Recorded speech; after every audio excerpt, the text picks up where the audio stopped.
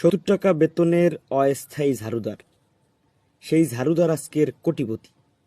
কিভাবে করলেন?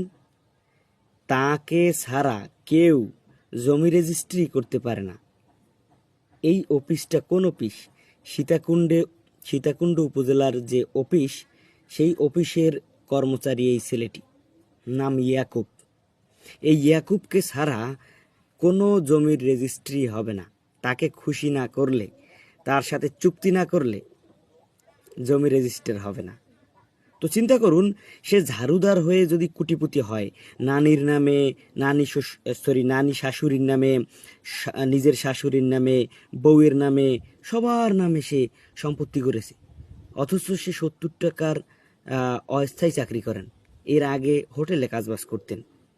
তো সেই ইয়াকুব যদি এখন কোটিপতি হয়, তাহলে এই অফিসের যারা